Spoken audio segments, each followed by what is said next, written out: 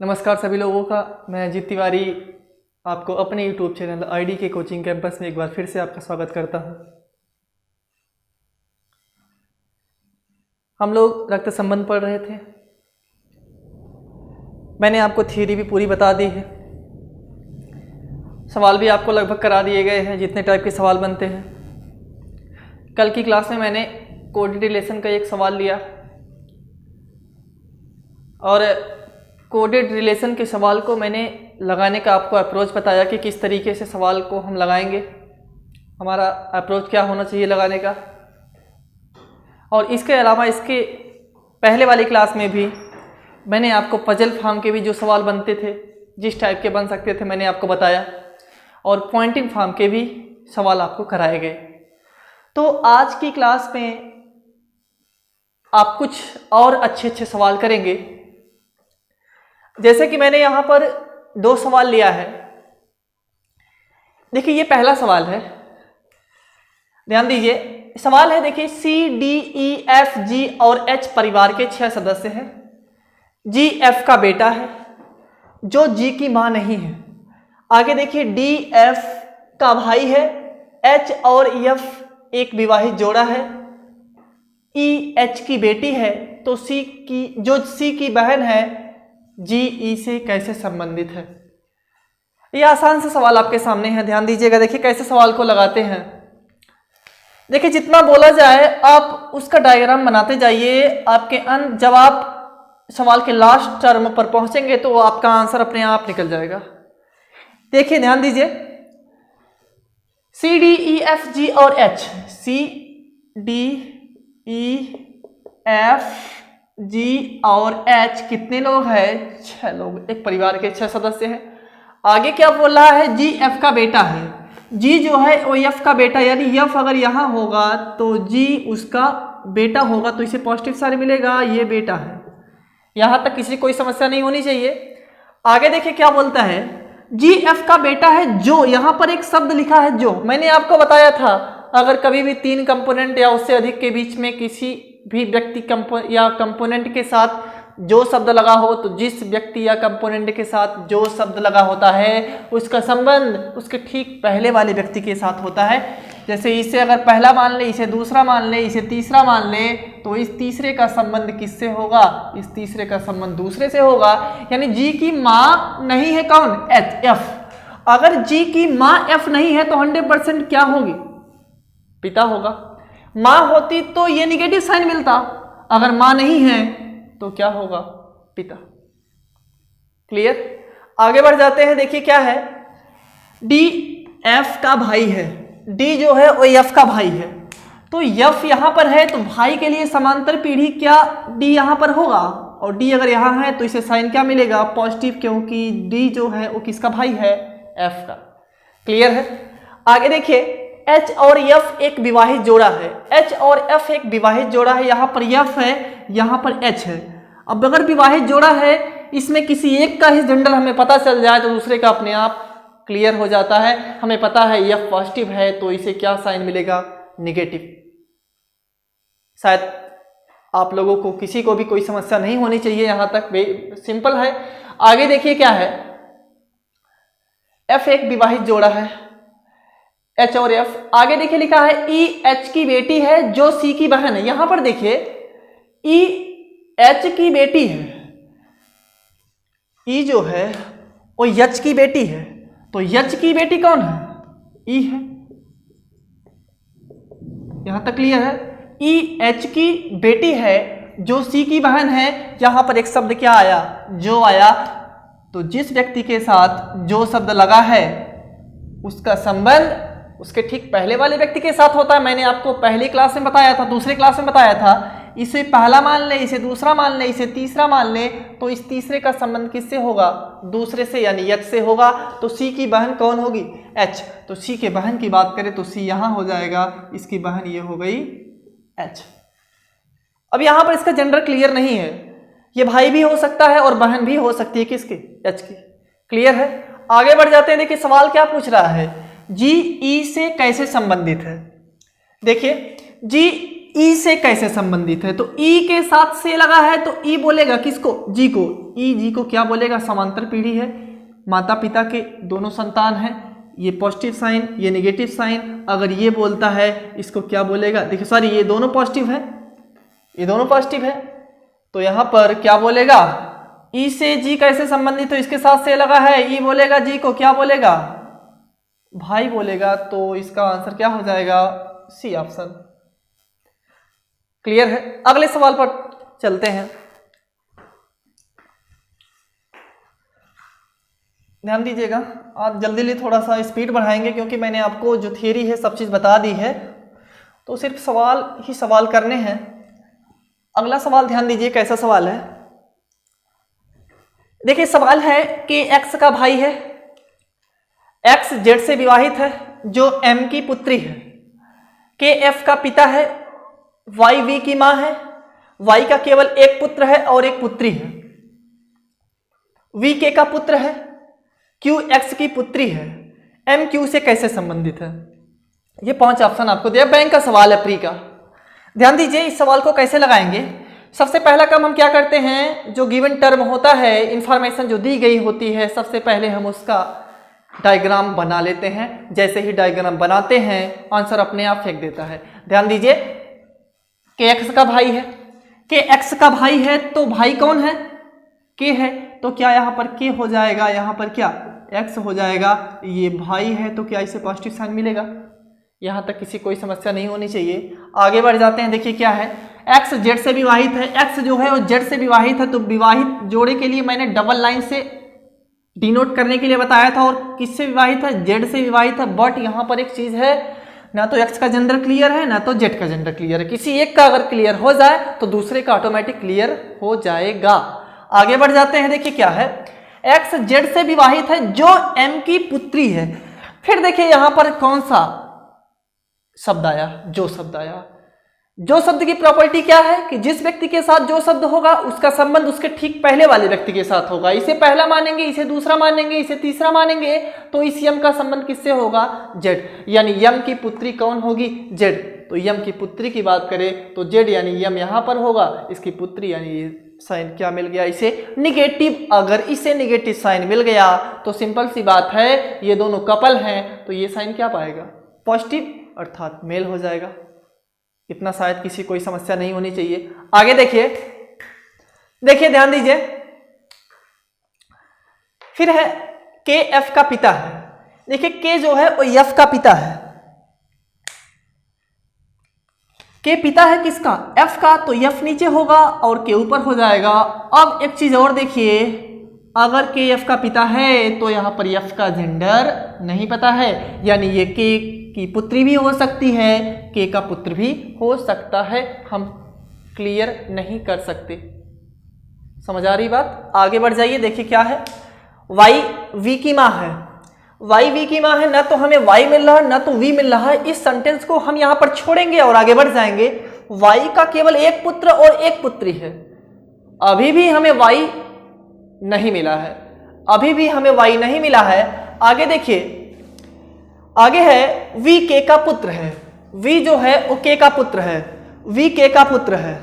अगर वी के का पुत्र है तो के यहां पर है तो वी यहां पर होगा। वी जो है वो के का पुत्र है, तो पुत्र है तो पॉजिटिव साइन मिलेगा, पुत्र है तो पॉजिटिव साइन मिलेगा। अब अगर वी के का पुत्र है तो इसके पहले वाला जो सेंटेंस है, वी वाई जो है वो वी की मां है। अगर वाई जो है वो वी की मां होगी तो ध्यान दीजिएगा, वाई वी की मां होगी तो के अगर उसका पिता है तो अर्थात के और वाई ये दोनों कपल रहे होंगे, तभी तो ये वाई जो है वो वी की मां होगी, यानी ये मां है तो इसे साइन क्या मिलेगा, नेगेटिव मिलेगा। यहां तक क्लियर है। अब अगर इसकी मां है तो इसकी भी मां होगी, बट यहां पर इसका जेंडर क्लियर नहीं है अभी, लेकिन जेंडर अभी क्लियर हो जा रहा है। देखिए ऑब्जेक्शन क्या करता है कि वाई का केवल एक पुत्र, वाई का केवल एक पुत्र तो है बट एक पुत्री भी है, तो इसे साइन अभी हमें नहीं पता है, लेकिन यहां पर क्लियर कर दे रहा है कि इसकी एक पुत्री है, तो इसे साइन क्या मिल गया, नेगेटिव मिल गया। क्लियर है। अब देखिए सवाल क्या है, आगे देखिए। देखिए क्या क्यू एक्स की पुत्री है, क्यू जो है वो एक्स की पुत्री है, एक्स यहां है तो Q यहां पर होगा, ये इसकी पुत्री हो गई तो नेगेटिव साइन मिल गया। अब आगे देखिए, आगे है M Q से कैसे संबंधित है, M Q से कैसे संबंधित है, तो M Q से कैसे संबंधित है, Q के साथ से लगा है। अगर Q के साथ से लगा है तो Q बोलता है, किसे बोलेगा, M को। देखिए Q बोलेगा किसे, M को। इतना तो क्लियर है कि +2 जनरेशन का गैप बोलेगा, यानी M और Q के बीच में +2 जनरेशन का गैप होगा। बट हमें यहां पर जेंडर डिफाइन नहीं हो पा रहा, किसका, M का, कि ये मेल है या फीमेल है। इसे पॉजिटिव साइन मिलेगा या नेगेटिव साइन मिलेगा, यानी इसका जो आपका आंसर आएगा कैन नॉट डिटरमाइंड, हम निर्धारित नहीं कर सकते। यानी कौन सा ऑप्शन सही होगा, लास्ट ई, निर्धारित नहीं कर सकते, कैन नॉट डिटरमाइंड। क्लियर। तो अब आपने यहां पर 2 सवाल देखा, अभी कुछ और सवाल अच्छे अच्छे करते हैं। देखिए एक सवाल और आपके सामने है, यहां पर एक डायरेक्शन दिया गया है, निर्देश, इंस्ट्रक्शन। डायरेक्शन क्या है, पढ़िएगा एक बार। देखिए P Q का भाई है, C P की पुत्री है और साथ ही J की बहन है। फिर क्या है, A J की मां है, आगे है S A का पिता है, D जो T का पुत्र है, A का भाई है। कामा यहां पर लगा हुआ है, D जो T का पुत्र है, A का भाई है। आगे क्या है, B का केवल एक पुत्र है और E से विवाहित है जो P की मां है। यहां पर पहला सवाल क्या है, D J से कैसे संबंधित है, 5 ऑप्शन दिया गया है। और दूसरा सवाल है, यदि G की शादी Q से हुई हो तो B G से कैसे संबंधित है। क्लियर है, यहां पर भी 5 ऑप्शन आपको दिया गया है। देखिए इस सवाल को कैसे लगाते हैं, ध्यान दीजिएगा। सबसे पहला काम हम क्या करेंगे, डायग्राम बनाएंगे। जो इन्फॉर्मेशन हमको 100% मिल रही होगी हम उसका डायग्राम बनाएंगे। जैसे देखिए P Q का भाई है, तो अगर P Q का भाई है इसका मतलब ये है कि Q अगर यहां रखें तो क्या P यहां पर होगा और ये भाई है तो पॉजिटिव साइन मिलेगा, किसी को यहां पर कोई समस्या नहीं होनी चाहिए। इसके बाद है C P की पुत्री है, C अगर P की पुत्री है तो पुत्री को एक पीढ़ी नीचे रखते हैं तो क्या C यहां पर होगा, ये नेगेटिव साइन मिलेगा, ये पुत्री हो गई। ओके, आगे चल जाते हैं। आगे क्या है, C P की पुत्री है और साथ ही J की बहन है। यहां पर देखिए एक शब्द आया क्या, और। मैंने बताया कि अगर 3 कंपोनेंट के बीच में किसी कंपोनेंट के साथ और शब्द लगा हो तो जिसके साथ और शब्द लगा होता है उसका संबंध एकदम पहले वाले व्यक्ति के साथ होता है। जैसे इसे फर्स्ट मान ले, इसे सेकंड मान ले, इसे थर्ड माने, तो इसके साथ लगा हुआ है और, तो इस J का संबंध किससे होगा, C से होगा। तो J की बहन कौन है, C। तो J की बहन की बात करें तो J की बहन C है, यानी यहाँ पर J हो गया और इसकी ये बहन हो गई। शायद किसी कोई समस्या नहीं होनी चाहिए। यहाँ पर देखिए एक चीज़ है कि अगर J की बहन C है तो इस यहाँ पर J का जेंडर क्लियर नहीं है, ये C का भाई भी हो सकता है और C की बहन भी हो सकती है। गलती यहाँ पर मत करिएगा कि पॉजिटिव या नेगेटिव साइन दे दीजिएगा। आगे देखिए क्या है, A J की माँ है, A जो है वो J की माँ है। यहाँ पर A है, ये J की माँ है तो नेगेटिव साइन। अब ये बताइए अगर ये दोनों P की संतानें हैं और J की माँ A है तो क्या ये दोनों कपल नहीं होंगे, 100% होंगे, यानी पति पत्नी होंगे। और जेंडर भी क्लियर है, अगर ये पॉजिटिव है ये नेगेटिव हो गया, ये पति है ये पत्नी। आगे बढ़ जाइए, देखिए क्या है लिखा है, S A का पिता है, S A का पिता है। अब अगर यस A का पिता है तो ध्यान दीजिएगा A यहां पर है तो क्या यस यहां पर होगा, और ये पिता है तो पॉजिटिव साइन मिल जाएगा। आगे यस A का पिता है, फिर क्या है D जो T का पुत्र है, D जो T का पुत्र है A का भाई है, D जो T का पुत्र है A का भाई है, यानी A का भाई कौन होगा, D जो T का पुत्र है और A का भाई है, यानी A का भाई D होगा। और ये D किसका पुत्र है, ये D T का पुत्र है, तो क्या T यहाँ पर होगा। और अगर ये इसका पुत्र है, ये भाई है, तो पॉजिटिव साइन मिलेगा। और अगर ये दोनों भाई और बहन हैं, ये इसका पिता है, तो 100% ये दोनों क्या रहे होंगे, कपल रहे होंगे, यानी पति पत्नी। अगर ये पॉजिटिव साइन है तो 100% इसे क्या मिलेगा, नेगेटिव साइन। यहां तक तो आपको समझ में आ रहा होगा। आगे बढ़ जाइए, देखिए क्या है लिखा है, बी का केवल एक पुत्र है और ई से विवाहित है। जो पी की मां है, यहां पर फिर देखिए एक शब्द आया क्या, जो। तो इस जो का संबंध किससे होगा, इस पी का, जिसके साथ जो लगा हुआ, इस पी का संबंध इससे होगा, यानी पी की मां कौन है, ई। तो पी की मां की बात करें तो ये कौन हो गई, ई।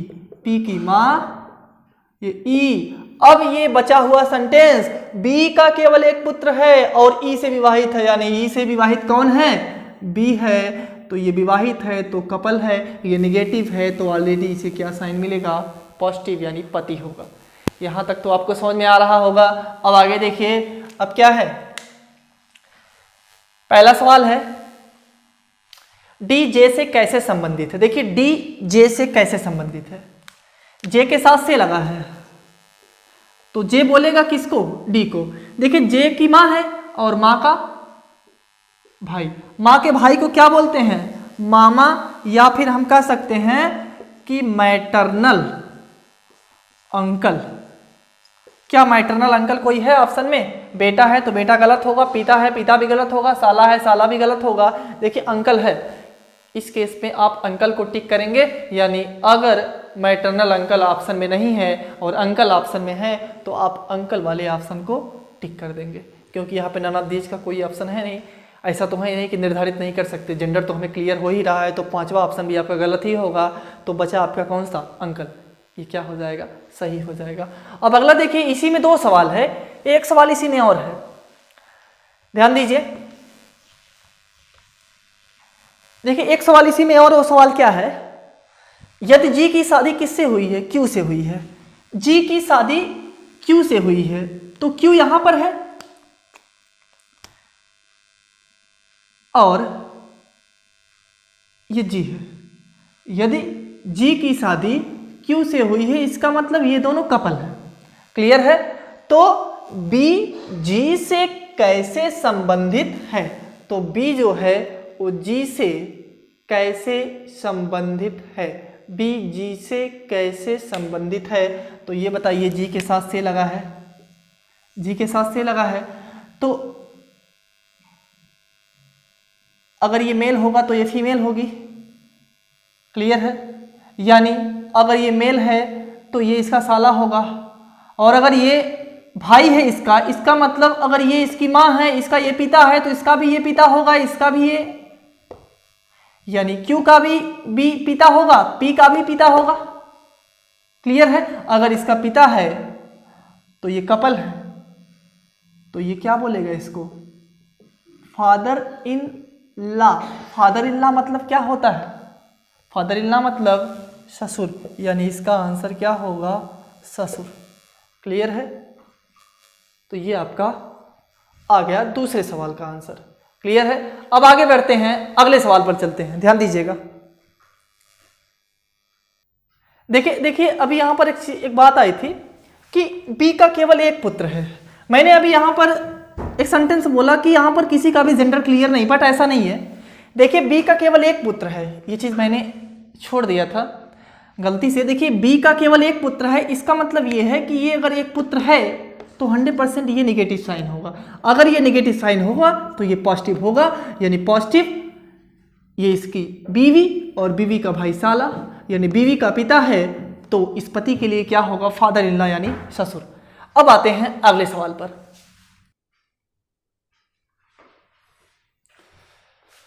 ध्यान दीजिएगा, एक और सवाल आपके सामने है। डायरेक्शन दिया गया है, यानी इंस्ट्रक्शन दिया गया है, निर्देश दिया गया है, और उस निर्देश में मैंने 3 सवाल लिखा हुआ है, कोडेड का सवाल है। इस टाइप का सवाल आपको पिछली क्लास में पढ़ा दिया गया है। इस टाइप के सवाल को सिर्फ हमारा जो सवाल लगाने का तरीका होगा, सिर्फ हमें पता होना चाहिए ये डबल जी के बारे में। एक जी को हम बोल सकते हैं जेंडर या जनरेशन, अगर एक को जेंडर बोलेंगे तो दूसरे को जनरेशन बोलेंगे, क्लियर है। सवाल को कैसे लगाते हैं, सबसे पहले हम जेंडर को डिफाइन करेंगे, और इसके बाद जनरेशन को डिफाइन करेंगे। क्लियर है? पहले सवाल पर आते हैं। देखिए सबसे पहले हमको चेक करना है कि जो आपका ये रिलेशन है कोड के रूप में, क्या ये फॉरवर्ड रिलेशन है या बैकवर्ड। देखिए P डिवाइड Q का अर्थ है P Q का पिता, यानी P पिता है, इसका मतलब इसका जेंडर क्लियर है पहले का। यहां पर भी पहले का क्लियर है, माँ है, यहां पर भी पहले का, इसका मतलब ये जो रिलेशन है ये फॉरवर्ड टाइप का रिलेशन है। क्लियर है? अब ध्यान दीजिए पहला सवाल पर आते हैं। सवाल क्या है, a plus B divide C minus D, यही सवाल है। क्या बोलता है, a d से कैसे संबंधित है, d के साथ से लगा है और a को बोलेगा, d के साथ से लगा है तो d बोलेगा, a को क्या बोलेगा। सबसे पहले हम जेंडर डिफाइन करते हैं। a यहीं पर है तो a प्लस बी मतलब क्या, प्लस के लिए साइन क्या है, प्लस के लिए माँ है, तो जो भी आंसर बोलेगा वो निगेटिव साइन आना चाहिए, यानी फीमेल होगा। तो हर उस ऑप्शन को हम एलिमिनेट कर देंगे, गलत कर देंगे जिसमें फीमेल ना होकर के मेल होगा। जैसे बहन है, ये आंसर हो सकता है, दादा नहीं होगा क्योंकि ये मेल हो जा रहा है। हमें क्या चाहिए, सवाल का रिक्वायरमेंट है फीमेल होना चाहिए। इसके बाद दादी है, आंसर हो सकता है, पिता नहीं होगा क्योंकि ये मेल है। अब हमको क्या करना है, जेंडर डिफाइन हो गया, जनरेशन को डिफाइन करना है। ए से डी के बीच जब जनरेशन डिफाइन करेंगे तो प्लस के लिए क्या है, माँ है तो +1, बाएं से दाएं जाते हैं जनरेशन डिफाइन करने के लिए।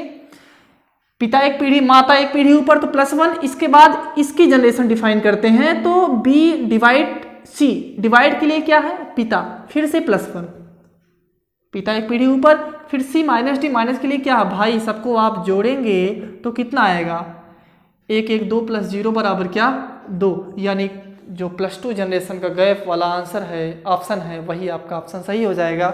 क्या बहन आपका +2 जनरेशन का ऑप्शन है, नहीं, तो ये गलत होगा, बचा एक, ये डी आपका, सी आपका सही हो जाएगा, दादी।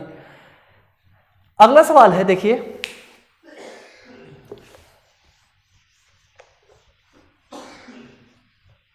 ध्यान दीजिए। देखिए A cross B divide C minus D plus C. थोड़ा सा स्पीड में चल रहे हैं क्योंकि ये सब आप पढ़े हुए हैं। क्लियर है?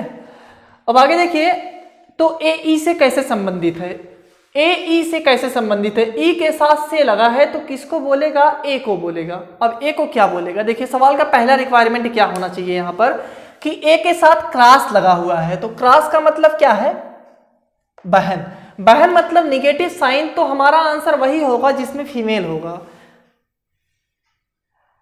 लेकिन और एक चीज और देखेंगे यहां पे, यानी जो हमारा आंसर होगा वही होगा जिसमें फीमेल दर्शाएगा। इसका मतलब ये है कि हम उस ऑप्शन को एलिमिनेट कर देंगे, गलत कर देंगे, रॉन्ग बोल देंगे जिसमें फीमेल ना होकर मेल होगा।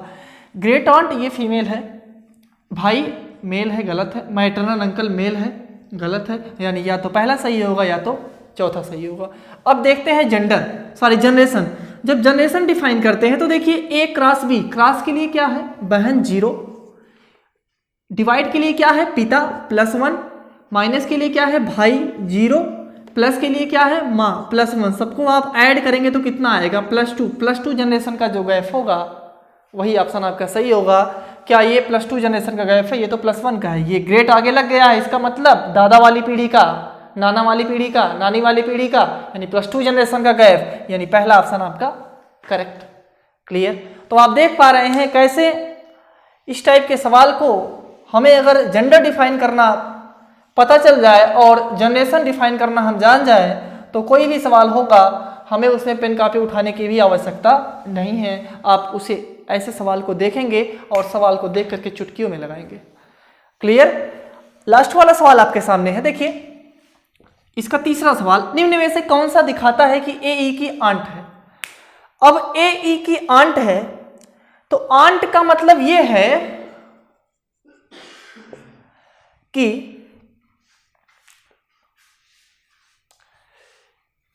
जेंडर की इसके बात करें तो जेंडर तो हमेशा निगेटिव आएगा, और जनरेशन की बात करें तो +1 का जनरेशन हुआ। मैंने आपको पहली क्लास में बताया था कि अंकल की डिफिनीशन क्या होती है या आंट की डिफिनीशन क्या होती है। अंकल की डिफिनीशन की बात करें तो मैंने आपको बताया था वे सभी लोग जो हमारे पिता की पीढ़ी के होते हैं, एक्सपेक्ट यानी पिता को छोड़ दें, पिता को छोड़ करके वे सभी लोग जो हमारे पिता के जनरेशन के होते हैं वे सभी अंकल होते हैं, चाहे मौसा हो, चाहे फूफा हो, चाहे जो भी हो। हम ये नहीं कह सकते कि हमारे पिता के भाई होंगे तभी हम उसको अंकल बोलेंगे। वे सभी लोग, उन सभी लोगों को हम अंकल बोलेंगे जो हमारे पिता के जनरेशन के होंगे बट पिता नहीं होंगे। ऐसे ही आंट के लिए मैंने आपको बताया था वे सभी लोग जो माता के जनरेशन के होंगे बट माता नहीं होगी, उसे हम क्या बोलेंगे? आंट बोलेंगे। अब यहां पर देखिए, पहले ऑप्शन में देखिए ए को आंट होना है, इसका मतलब ए को निगेटिव होना है। ए माइनस बी, माइनस के लिए क्या है? भाई, इसका मतलब ये पॉजिटिव हो रहा है, तो पहला ऑप्शन क्या है? गलत है। दूसरा एग्जांपल, दूसरा आपका ऑप्शन क्रॉस, क्रॉस के लिए क्या है? बहन है, ये निगेटिव है, इसका मतलब ये ऑप्शन सही हो सकता है। आगे बढ़ते हैं, तीसरा ऑप्शन है डिवाइड, डिवाइड के लिए क्या है? पिता है, ये प्लस है, ये भी आपका ऑप्शन गलत है। प्लस है, प्लस के लिए क्या है? माँ है, यहाँ पे माँ के लिए निगेटिव, ये भी आपका ऑप्शन सही हो सकता है। अब आंट के लिए हमें लाना है कितना जनरेशन का गैप? +1 जनरेशन का गैप, +1 जनरेशन का गैप। अगर हम बी ऑप्शन को यहाँ पर लिखें तो बी ऑप्शन को चेक करते हैं, देखिए वहीं पर चेक कर सकते हैं, लेकिन यहाँ पे आपको थोड़ा सा साफ दिखेगा यहाँ पर लिखने से। देखिए ए क्रॉस बी डिवाइड सी क्रॉस डी माइनस ई।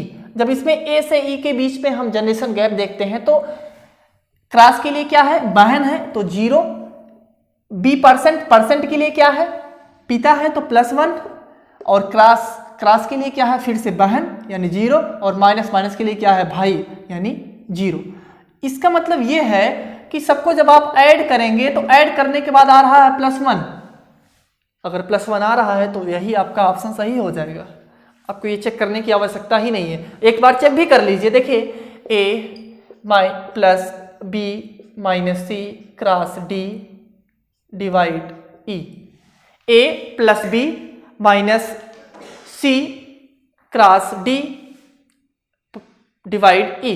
जब इसमें आप ए से ई के बीच जनरेशन गैप निकालेंगे तो क्या निकलेगा? ध्यान दीजिए, प्लस के लिए क्या है? माँ है, प्लस के लिए माँ है तो +1 यानी एक पीढ़ी ऊपर।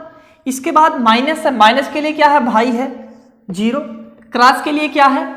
बहन है 0, डिवाइड के लिए क्या है? फिर से पिता यानी +1। सबको आप ऐड करेंगे तो यहाँ पर +2 आ रहा है। क्या +2 आंट वाली जनरेशन का है, यानी +2 का जनरेशन आंट है? इसका मतलब ये आपका जो चौथा ऑप्शन है ये इनकरेक्ट है। तो सही आपका ऑप्शन कौन सा है? सही आपका ऑप्शन बी है। क्लियर है? तो ये आपका सवाल यहां पर कंप्लीट होता हुआ, यानी आप देख पा रहे हैं कि कभी भी आपके सामने अगर कोडेड रिलेशन का सवाल आए तो आपको कुछ करने की आवश्यकता ही नहीं है। क्या करना है? आपको सबसे पहला काम जेंडर डिफाइन करना है, इसके बाद जनरेशन डिफाइन करना है। क्लियर है? जेंडर डिफाइन करने के बाद आपको कुछ ऐसे ऑप्शन होंगे जो इनकरेक्ट हो जाएंगे। बचे हुए ऑप्शन को आप जनरेशन से डिफाइन कर लीजिए, यानी जनरेशन गैप निकाल लीजिए, वही आपका आंसर आ जाएगा। और कभी कभी आप सवाल लगाते हैं, जब सवाल आगे लगाएंगे जो और सवाल आएगा तो क्या होगा कि जब आप जनरेशन भी निकाल लेंगे, जेंडर भी निकाल लेंगे तो 2 ऑप्शन मैच करेगा। तो उस स्थिति में क्या करेंगे? दोनों ऑप्शन में किसी एक ऑप्शन का आप डायग्राम बना लीजिए, अगर वो सही हुआ तो सही हो जाएगा, अगर नहीं सही हुआ तो दूसरा वाला अपने आप करेक्ट हो जाएगा। मेरी बात आप समझ पा रहे होंगे मैं क्या बोल रहा हूं कि सपोज अगर मान लीजिए कि यही दोनों ऑप्शन था, इन दोनों ऑप्शन में निगेटिव आ रहा है जेंडर, और जनरेशन गैप भी बराबर आ रहा है +1 का, जो रिक्वायरमेंट है सवाल का, तो इस केस में हम किस ऑप्शन को टिक करेंगे? कुछ करने की आवश्यकता नहीं है। अगर ऐसी कंडीशन आ जाए आपके सामने तो किसी एक का आप डायग्राम बना लीजिए, किसी एक का डायग्राम बनाएंगे तो अपने आप क्लियर हो जाएगा। अगर जिसका डायग्राम आप बना रहे हैं वही सही है तो सही हो जाएगा, अगर नहीं सही है तो ऑटोमेटिक आपका दूसरा वाला सही हो जाएगा। तो ये आपका यहां पर पॉइंटिंग फॉर्म का, पजल फॉर्म का और कोडेड फॉर्म तीनों के तीनों सवाल यहां पर आपके कंप्लीट हो गए हैं। अब आप घर पर ट्राई करिएगा, जितने भी सवाल प्रीवियस ईयर के एग्जाम के हैं उसको लगाइएगा, और इसके अलावा कोई प्रैक्टिस सेट होगा उससे लगाइएगा, कोई बुक होगा उससे लगाइएगा। मैं दावा करता हूं अगर आप पूरा लेक्चर अच्छे से पढ़े होंगे तो आपसे एक भी सवाल मिस नहीं होगा। तो ये चैप्टर आपका यहां पर एंड है, क्लियर है। अभी हम इस पे कुछ और क्वेश्चन बता सकते हैं, लेकिन अभी नहीं बताएंगे। ये आपका कुछ दिनों बाद 1 घंटे 1.5 घंटे की क्लास एक बार में ही जितने और आपके अच्छे अच्छे सवाल बनते हैं यानी क्विज के रूप में पूरा का पूरा आपको सॉल्व करा दिया जाएगा। तो कल से हमारा नया चैप्टर स्टार्ट होगा, यानी जितना अभी तक आपको बताया गया, पढ़ाया गया, उतना आप रिवीजन कर लीजिएगा, और जो भी इस टाइप के सवाल आपके किताब में होंगे उसको आप लगाइएगा। और लगाएंगे तो मैं दावा करता हूं आपसे एक भी सवाल मिस नहीं होगा, अगर आप अच्छे से लेक्चर को देखे होंगे। जहां पे नहीं समझ में आ रहा हो वहां पे आप वीडियो को रिवाइंड करके फिर से देखिए, मल्टीपल टाइम देख सकते हैं, क्लियर है ना। तो कल से आपकी क्लास स्टार्ट होगी, और वीडियो अच्छा लगे तो और लोगों को भी शेयर करिए, कमेंट करिए, लाइक करिए। तो आज की क्लास यहीं पर रोकते हैं। थैंक यू, जय हिंद।